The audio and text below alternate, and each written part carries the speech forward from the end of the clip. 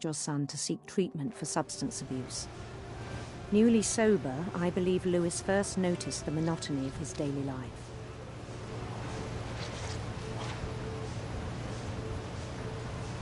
He kept working at the cannery, but he withdrew part of himself. In our sessions, I saw the same behavior. His mind began to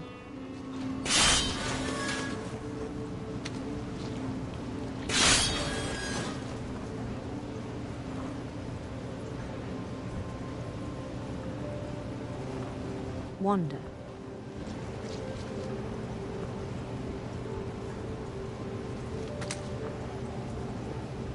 I asked him to describe it. He said he started small, imagining a labyrinth.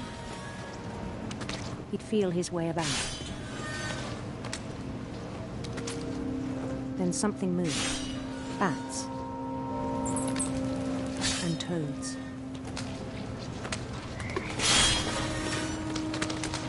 And things that have not names. He knew it was all in his head. But he took it very seriously. I had hoped he'd find himself.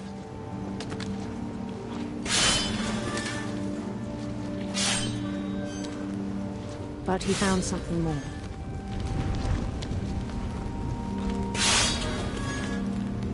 I worried about him then, daydreaming at the cannery.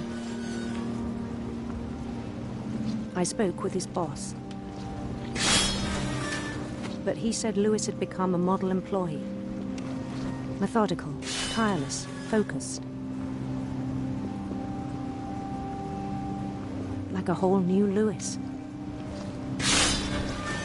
So I let him go on.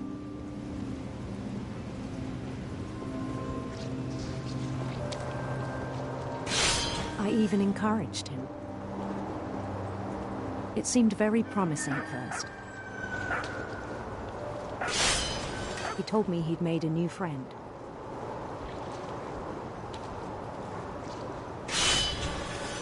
On the edge of a city he named Lewis Topia. He built the city up slowly, brick by brick.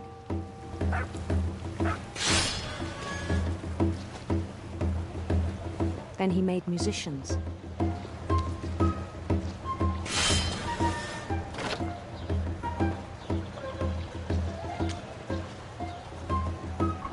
And songs for them to play. He talked about starting a band. And he was always humming something. Every day his imagination grew stronger.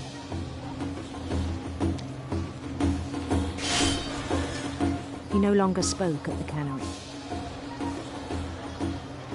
But his chopping was as reliable as ever. Then one day it struck him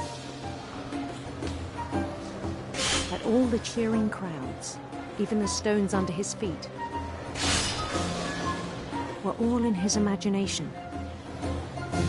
So he could do whatever he wished.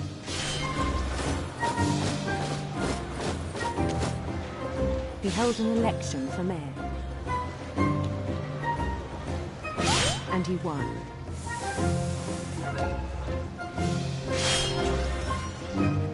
They begged him to stay, but his mind was already wandering. It became a game for him.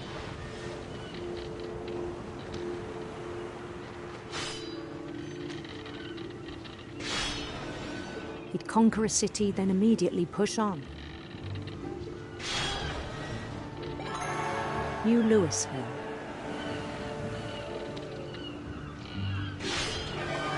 St. Louis. He started drifting away from our reality.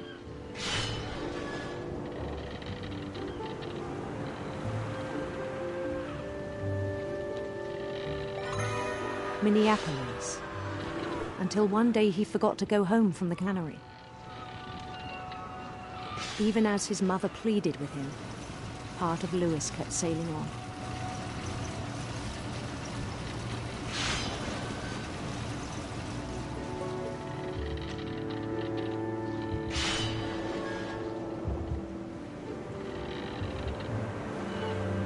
In Lewisburg, he heard rumours of a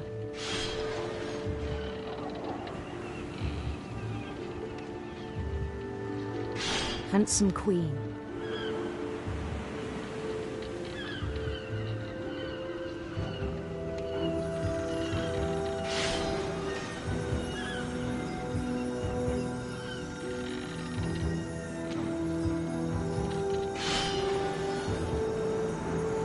The queen was on her own quest for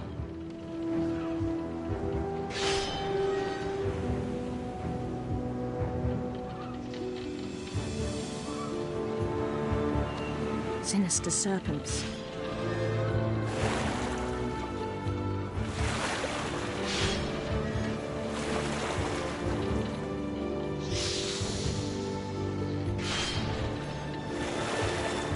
He followed the sound of her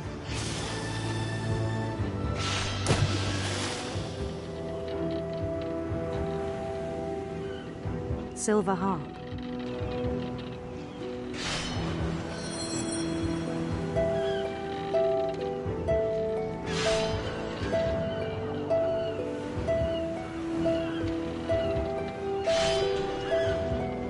His chase led him to a golden palace east of the sun and west of the moon. Even then, his logic remained sound. He knew the world was all in his imagination.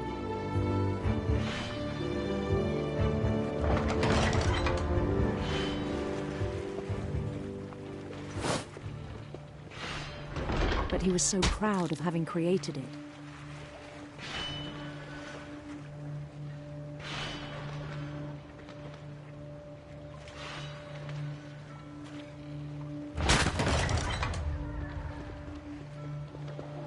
In his own eyes, he'd become something greater than a king.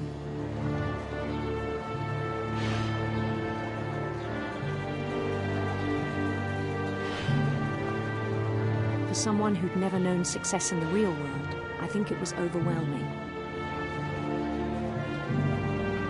And then it struck him that the real Lewis was not the one chopping salmon, but the one climbing the steps of a golden palace.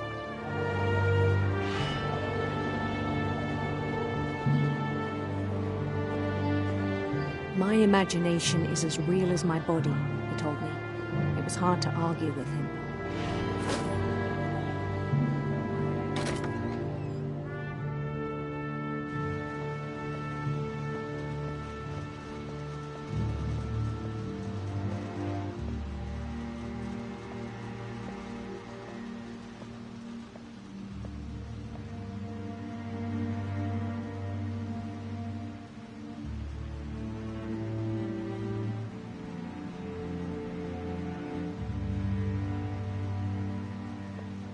Began to forget the world we know.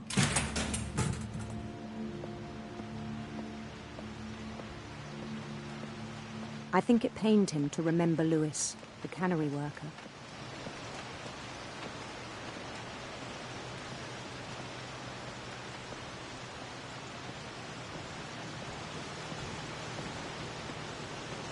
He began to despise the man with a royal contempt.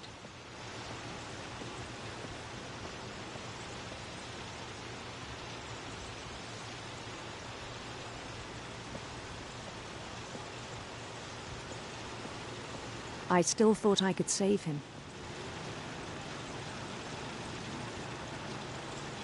Even after he said he was being crowned king over all the lands of wonder. The palace would be packed with his companions.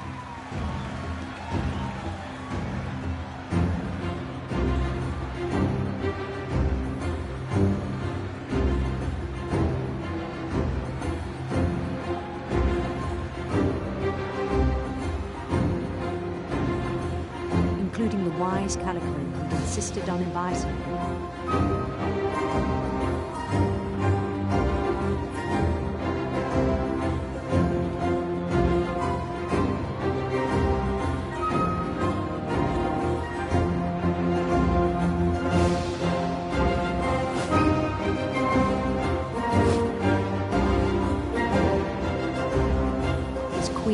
waited, holding his crown.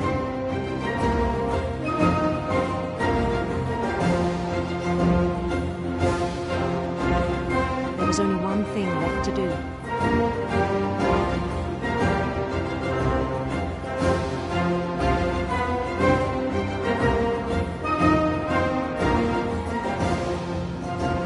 Bend down his head.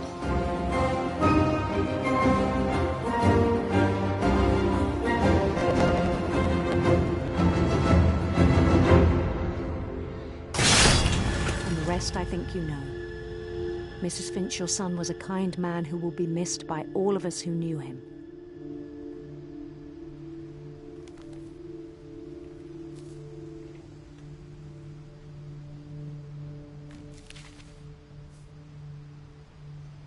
My brother was really cool. I wish you could have met him.